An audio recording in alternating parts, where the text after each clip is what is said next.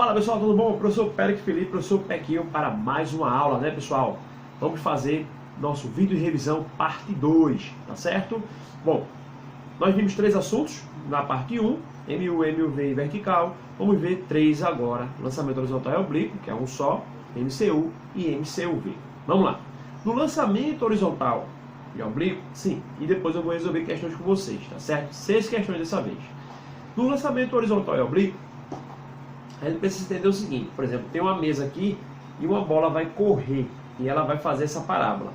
Se eu olho do jeito que vocês estão olhando aqui, no eixo X, enquanto o objeto está andando na direção X, ele tem velocidade constante. Mas se eu estivesse olhando de frente, né, eu estaria vendo o objeto descer em queda livre, tá bom? Então, a distância a qual o objeto vai tocar o solo daqui para a base é o alcance. E essa parte aqui é a altura, tá bom? Então, esse alcance aqui, por ser uma velocidade constante, tá? Vamos lembrar, lá no MU, velocidade, espaço e tempo. Então, esse espaço é a velocidade vezes o tempo. Que no lugar de espaço, que é o S que a gente usa comumente, vamos botar como A, alcance é igual a velocidade vezes o tempo. Beleza? E essa altura continua a ser a queda livre, que vocês conhecem bem, que é o H igual a 5t ao quadrado. Beleza? Então não esquece. No eixo X, a velocidade ela é constante. Em Y é a queda livre, ou seja, ela varia. Porém, pessoal, a gente tem que entender que é o mesmo evento, só que sendo observado de 2 pontos de vista diferentes. Tá certo? Isso, Galileu Galilei, ele chamou de princípio da simultaneidade. Tá certo? Então, vamos continuar. E perceba, eu tenho H igual a 5t ao quadrado e alcance A igual a V vezes T. Então, o que é em comum entre eles? O tempo. Quer dizer que é o único tempo sendo observado de 2 formas diferentes. Beleza? Então, não esquece disso, que na teoria é muito importante.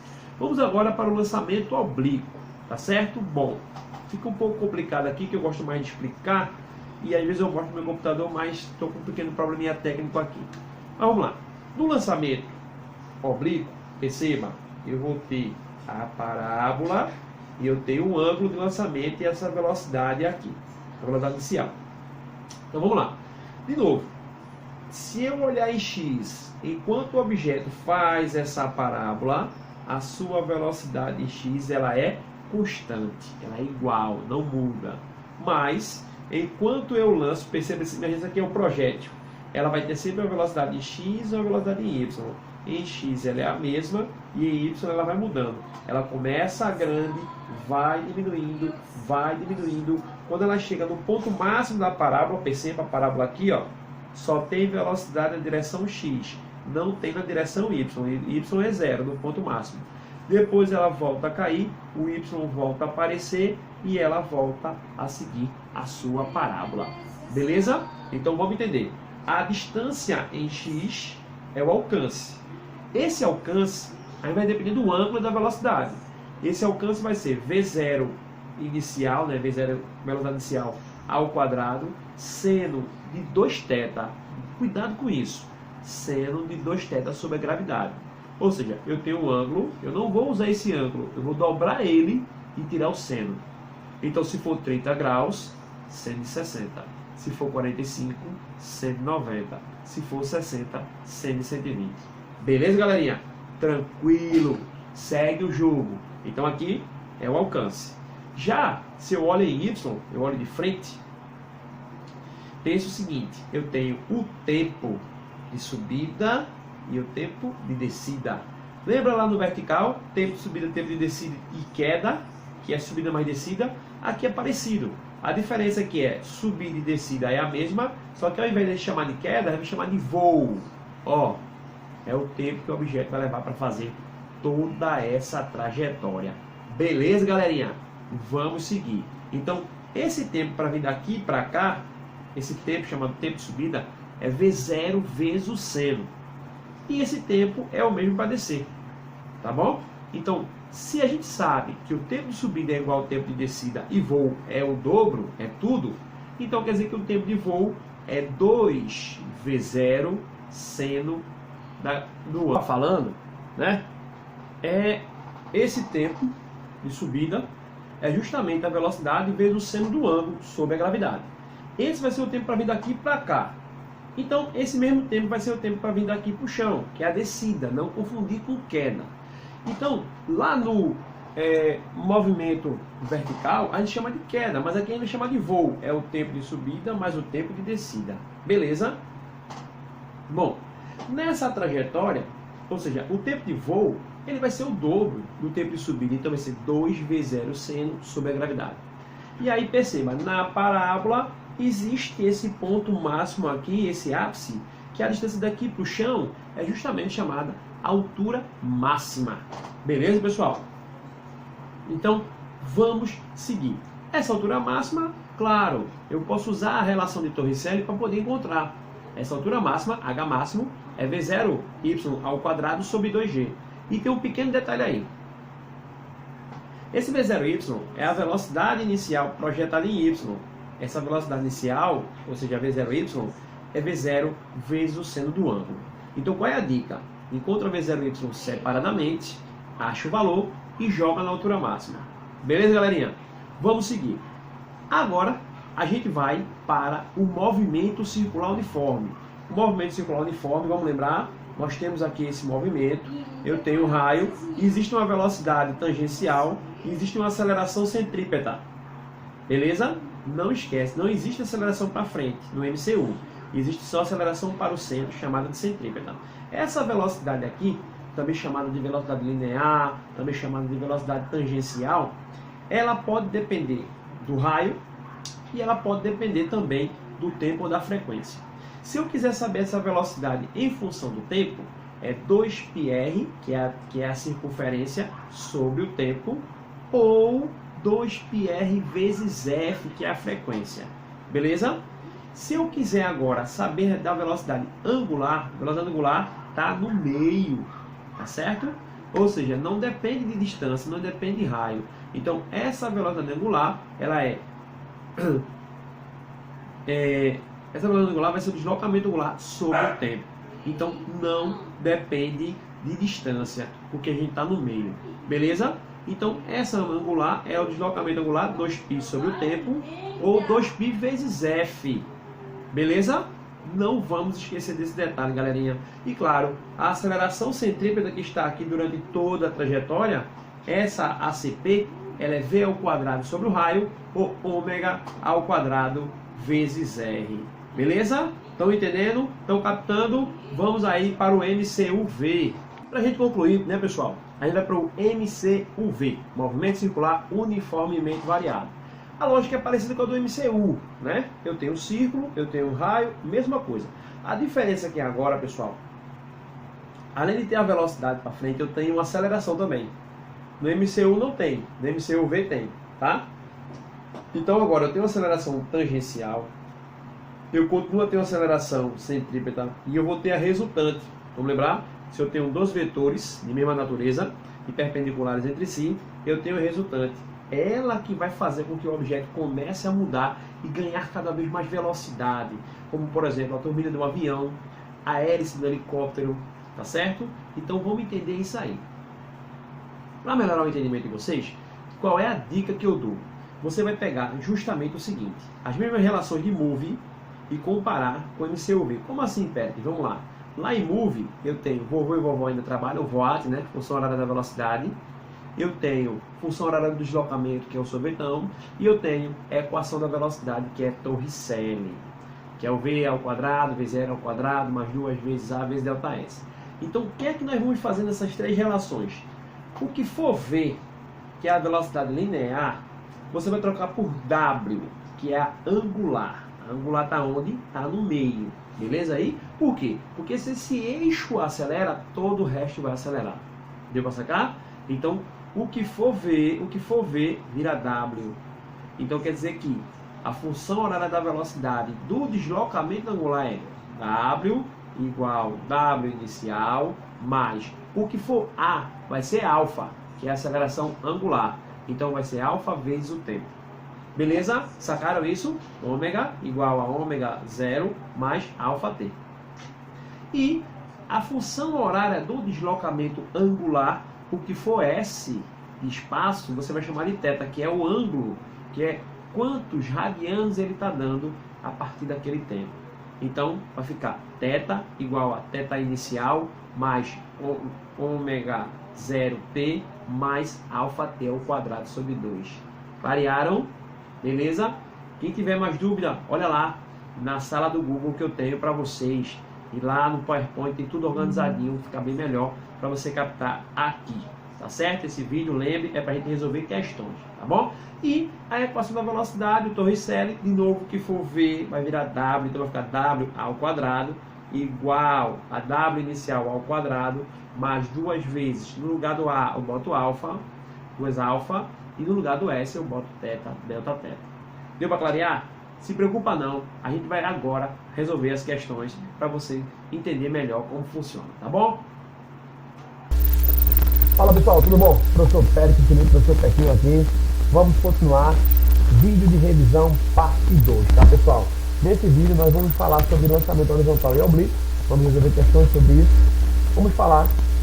Vamos resolver questões de MCU e MCUV, tá bom? Então, vamos continuar. Lembrando que na parte 1, nós fizemos questões sobre MU, MUV e movimento vertical. Então, vamos que vamos, a gente não pode parar. Tá aqui, módulo mecânico, cinemático solar. Vamos lá.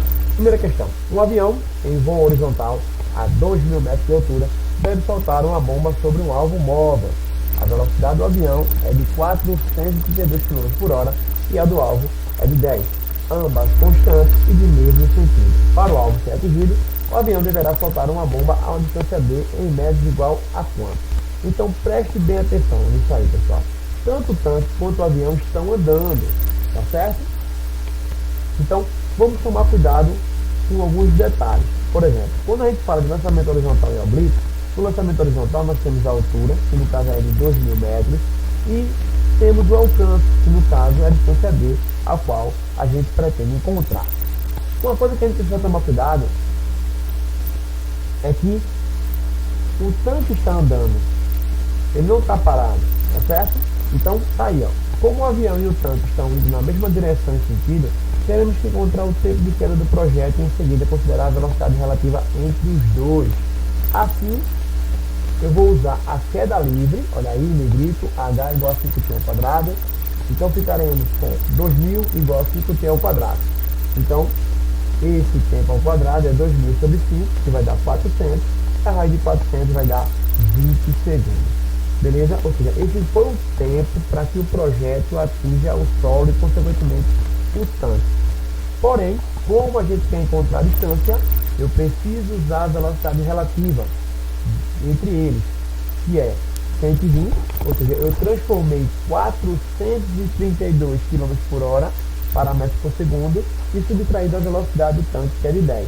Isso vai ficar 110 metros por segundo. Beleza, galerinha? Diante disso, agora fica fácil nós encontrarmos o alcance. Esse alcance vai ser de 110 vezes os 20 segundos ao qual encontraremos 2.200 metros. Letra B. Beleza? Vamos lá. Segunda questão, também de lançamento horizontal. Tá aí, ó. Uma esfera é lançada frontalmente do ponto A e passa rente ao degrau do ponto B.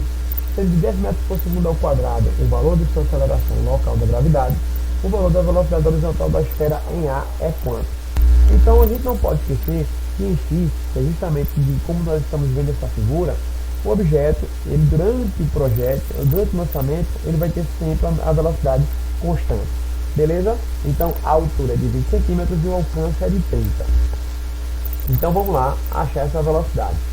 Bom, como nós temos a altura de 20 centímetros, ou seja, 0,2 metros, beleza? Então esses 0,2 metros, aí, eu usando a queda livre, que é h igual a 5t ao quadrado, eu vou dividir 0,2 por 5, vai dar 0,04, tirando a raiz, dá 0,2 segundos, ou seja, leva apenas 0,2 segundos para a bolinha tocar o solo, tocar o ponto B. Beleza? Então, a gente percebeu que eu tive o cuidado de transformar a altura em centímetros em metros, sempre trabalho, velocidade metros por segundo e altura metros. Beleza, pessoal? Então, agora, para nós encontrarmos esse alcance é a velocidade vezes o tempo, então esse alcance é de 0,3 metros, porque veja lá, é 30 centímetros, então é 0,3, a velocidade que eu quero e o tempo de 0,2. 0,3 sobre 0,2 vai dar 1,5 metros por segundo, letra B. Beleza, galerinha? Vamos que vamos. Terceira questão. A terceira questão eu resolvi fazer ela aberta, mas para que você né, você estudante, você aluno que está começando a aprender o lançamento oblíquo, possa aí desenrolar melhor. Então perceba, uma bateria antiaérea dispara um projétil sobre um ângulo de 30 graus, atingindo um alcance de 480 metros.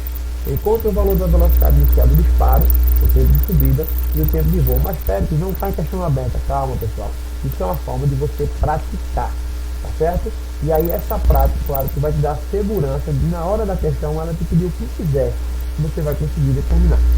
Beleza? Então, vamos que vamos. Tá aí, ó. Em X, a velocidade do objeto ela é constante e em Y ela é variada, tá certo? Assim como no horizontal. Então, o alcance no oblíquo A é igual, veja aí em negrito, V0 ao quadrado, sendo de 2θ, ou seja, 2 vezes esse ângulo sobre a gravidade. Então, como o alcance de 480, eu tenho V0 ao quadrado, sendo 2 vezes. Então, veja, se ele me deu 30, você no alcance não vai usar o seno de 30, você vai dobrar esse ângulo, 60, e tirar o seno dele. Então, se for 30, é 60. Se for 45, é 90. Se for 60, é 120. Não esqueça os detalhes, excepcionalmente do alcance. Beleza? Então, olha o que eu fiz. 480 igual a V0 ao quadrado, sendo de 2 vezes 30 sobre a gravidade. Aí a gente vem, 480 igual a V0 ao quadrado, sendo de 60, né? Porque eu dobrei agora o ângulo sobre a gravidade. O seno de 60 é raiz de 3 sobre 2. Isso dá aproximadamente 0,85 sobre 10. Quando eu dividi 480 por 0,085, eu encontrei um valor de aproximadamente 5.647 metros. Quando eu tirei a raiz, isso me deu mais ou menos 75,14 metros por segundo. Ah, mas está quebrado. Isso acontece, não é? Nem às vezes bota a questão quebrada. Então, fique atento. Então, encontramos a primeira coisa, essa velocidade com que ele foi lançado. A segunda é o tempo de subida e o tempo de voo. Está aí em negrito. O tempo de subida é V0 vezes o seno, então vai ser 75,14 vezes o seno de 30. Como o seno de 30 é meio, todo número multiplicado por meio é metade dele, então vai dar 37,57 segundos. E o tempo de voo é o dobro, então volta a ser os mesmos 75,14. Então vamos recapitular: velocidade inicial 75,14, tempo de subida metade, 37,57 e o tempo de voo 75,14. Beleza, pessoal? Vamos que vamos. Quarta questão. A distância média entre o Sol e a Terra é de cerca de 150 milhões de quilômetros. Assim, a velocidade média de translação da Terra em relação ao solo é de aproximadamente quanto? Então, veja só, pessoal. Esses 150 milhões de quilômetros vai ser justamente o raio. Porque, claro que a gente sabe que a trajetória é elíptica e tudo mais, só que a nível de ensino médio, a nível de Enem, SSA, a gente considera que é circular. Então o Sol vai estar no centro e a Terra vai estar na mesma distância do Sol, apenas circundando ele, passando em volta, tá certo? E esse raio é de 150 milhões de quilômetros. E isso é uma questão de MCU, tá certo? Então vamos que vamos. Tá aí, eu botei até uma figura para a gente entender. Então vê só, a distância do Sol à Terra, né, se trata, a gente vai encontrar se a velocidade orbital ou essa velocidade de translação, que é o seguinte: a velocidade linear está em negrito, V é 2πr sobre o tempo. Então fica 2, o π é 3,14. Esses 150 milhões eu coloquei em notação científica. Muitos alunos não gostam, mas procure começar a gostar. Procure começar a se adaptar, porque senão vai ficar números muito grandes e você pode se atrapalhar na divisão ou na multiplicação. Beleza? Então 150 milhões fica 1,510 a 8 sobre o tempo. Que tempo é esse, pessoal? A gente sabe que a Terra leva 365 dias aproximadamente para dar uma volta completa em torno do Sol. Tá certo? Ah, de ano bissexto. Ele tem que dizer se for ano bissexto. senão a gente considera somente isso, tá certo? Não se preocupe com relação a isso. Então, como ele está pedindo, perceba as respostas, quilômetros por segundo, quer dizer que eu mantive o raio em quilômetros, mas eu vou precisar passar o tempo em segundos. Como assim, Pedro? Ou seja, a gente vai precisar encontrar quantos segundos tem um ano, pessoal. Então perceba, para encontrarmos o tempo que a Terra leva para dar uma volta do Sol, eu vou pegar o seguinte: uma hora são 3.600 segundos, vezes 24 horas, que é um dia, vezes 365 dias, que é um ano. Isso vai nos dar 31.516.000 segundos em um ano. É muita coisa, né, pessoal? Ou seja, do primeiro segundo de janeiro até o último segundo de 31 de dezembro, nós vivemos 31.536.000 segundos. Então, quando a gente for substituir tudo isso, perceba que lá embaixo, ó, eu coloquei esse valor aí, esse tempo do ano, em notação também. Então, se você observar direitinho, o 3,14 sobre 3,15 é quase nada, eu posso até cortar, ficando 2 vezes 1,5 vai ficar 30. Com a notação passando em cima, fica 30 km por segundo. Letra D. Beleza, galerinha? Vamos continuar. Quinta questão. As rodas de um automóvel com 60 centímetros de diâmetro, você vai ter que tomar cuidado com esses 60, né? Executam 2.000 sobre pi RPM. Um outro cuidado que eu tenho que ter. Isso aí é frequência. A velocidade escalada desse automóvel em km por hora vale quanto? Então, eu sempre tenho que trabalhar essa frequência em Hz. Então, se eu quero passar de RPM para Hz, eu vou dividir por 60. O contrário, eu vou multiplicar por 60. Então, vamos que vamos. Aí, ó. Essa é uma questão de MCU. Então, a gente precisa converter, né? Eu preciso dividir primeiro a minha frequência por 60. E eu preciso saber que meu diâmetro, perceba que ele fala em diâmetro, é de 60 centímetros. Então, quer dizer que o raio é de 30, ou seja, 0,3. Então, lá no MCU, né, a gente viu, existe uma relação também em função da frequência, que é 2πrf. Então, vai ficar 2 vezes π, vezes 0,3, que é o raio, né, vezes esse 2.000 sobre π, sobre 60. Então, como o π, na verdade, está embaixo, ele vai cortar com o π de cima. Beleza? E se eu pegar o 2.000 e dividir por 60, ele vai ficar aí 200. 200 vezes 0,6 vai dar mais ou menos aí 1.200. Tá certo aí? Todo mundo entendeu essa lógica? Então, quando eu, na verdade, né, o que é que eu fiz aqui? Eu falei isso, mas a gente poderia fazer também o contrário. Eu poderia cortar só o π, pegar 2 vezes 0,3, que é 0,6, e multiplicar por 2.000, daria 1.200, e depois eu dividiria por 60, como eu fiz aqui, ó. Aí dá quanto? Dá 20 metros por segundo. Só que a questão tem que em km por hora. Então, vou multiplicar por 3,6, isso vai dar 72 km por hora, letra D. Beleza, galerinha? Vamos para a última questão. Olha, 6 questões aí bem legais, para vocês praticarem bem, rever, dar uma olhadinha, dar uma estudada. A gente não pode parar. Vamos que vamos. Um objeto em MCUV, preso a um barbante de 30 cm de comprimento, gira com velocidade angular inicial de 4 radianos por segundo e após 20 segundos se encontra uma velocidade angular de 300 radianos por segundo. Desta forma, o valor da aceleração angular deste objeto vale em radianos por segundo ao quadrado. Então, eu passei uma videoaula de MCUV. E aí eu comparei as mesmas relações de MUV com as mesmas relações de MCUV. A diferença aqui, vamos lembrar?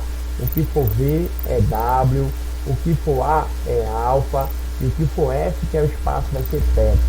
Então perceba, por mais que ele dê o raio, se a gente quer angular, a angular está no centro, então pode ser um raio de 1 km, não importa. O que importa é que se nós estamos querendo encontrar alguma coisa no centro, eu vou não me preocupar com o raio.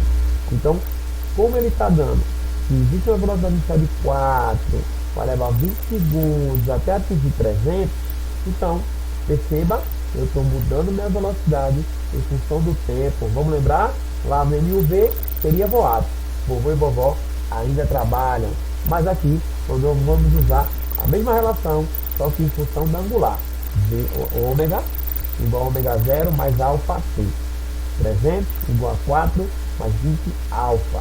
Passando o 4 para lá, eu vou ter 296 sobre 20, que vai dar 14,8 radianos por segundo ao quadrado. Letra A. Beleza, pessoal? Então, muito obrigado aí pela atenção de vocês. Estudem, não percam o foco.